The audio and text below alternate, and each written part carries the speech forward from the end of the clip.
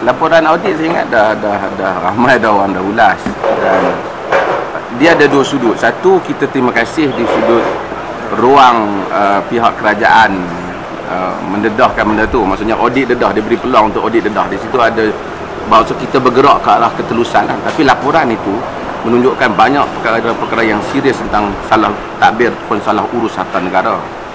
Dan tahun ini kita dengar, tahun lepas pun kita dengar lah. Masalahnya, apakah tindakan yang kita buat? Dan tahun lepas ada banyak dah, ratus juta dah. Hari ni berjuta, bilion. Kita akan bising lah pada musim ni. Nanti sebulan habis, isu lain datang pula. Dan kita nak tanya, apa tindakan yang telah diambil? Ini satu persoalan tentang audit ni yang kita harap dengan banyaknya suara-suara oposisi di parlimen ni, supaya benda ni akan berterusan, dan juga pihak kesedaran di kalangan pihak parti kerajaan ni sendiri, supaya soal-soal seperti ini dipandang serius kalau mereka nak memastikan mereka terus relevan untuk wujud sebagai sebuah parti bagi sebuah negara Malaysia. Penyelewengan berlaku pada zaman Nabi bukan daripada kepimpinan. Dia bukan daripada kepimpinan Nabi.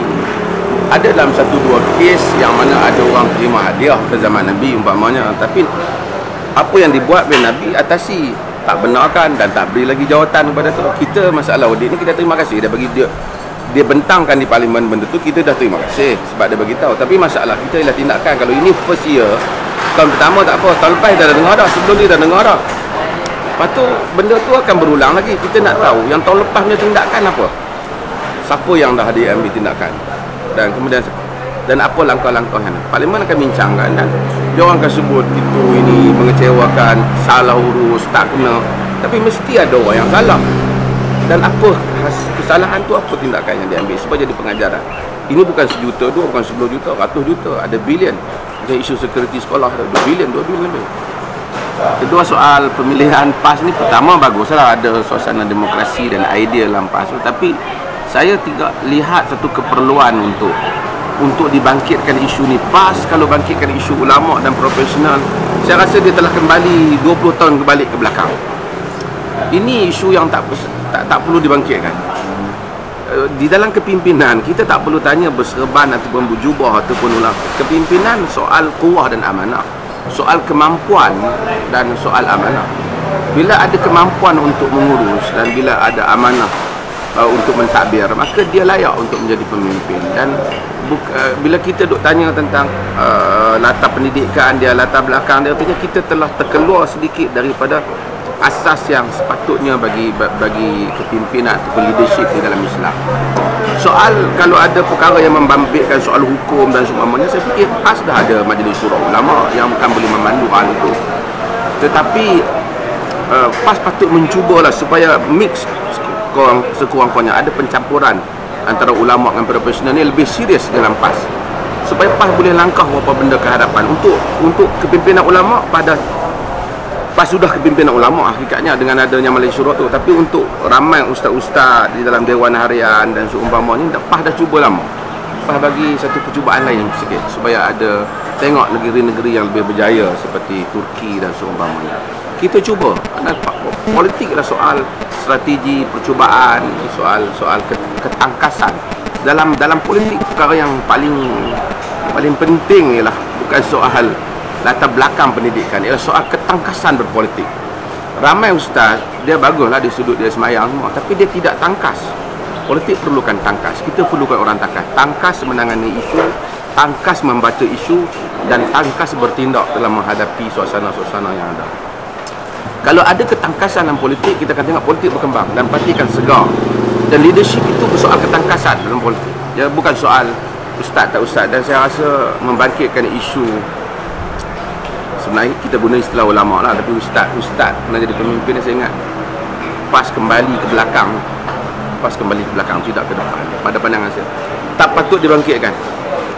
PAS kena fikir, siapakah pemimpin yang dapat memimpin PAS di era ini, dan apakah keperluan mutatallabatul asriyah, al-mutatallabatul asriyah, tuntutan semasa untuk kepimpinan politik di kerangka ni. Kerangka tu PAS perlu buat. Apa keperluan tuntutan semasa politik, dan siapa yang fix, siapa yang sesuai untuk masuk dalam tuntutan semasa itu, dalam kerangka politik Malaysia moden yang hari ini UMNO sendiri yang lama memerintah pun dah rasa ramai orang dah tak relevan, nak kena tukar, nak kena ada suasana baru. Tentu PAS juga demikian. So ini pandangan saya lah tentang dan saya mungkin akan sebut dalam lain pembicaraan pimpinan PAS supaya inilah pembincangan yang tak menguntungkan dan mungkin akan membazir ataupun akan mengorbankan tokoh-tokoh yang berkualiti hanya kerana dia bukan ustaz.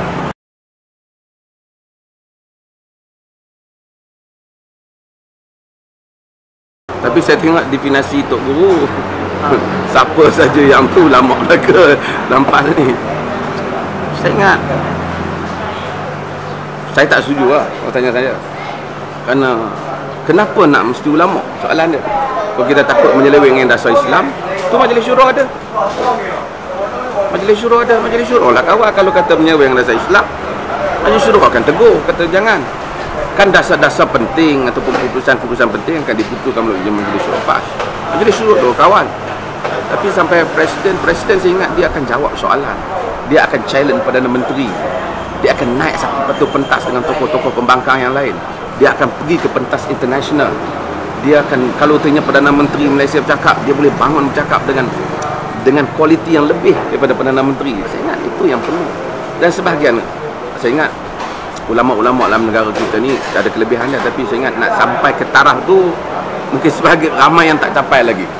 Walaupun dia ada kelebihan cakap agama bagi, tapi taraf politik dalam kerangka Malaysia tu belum lagi.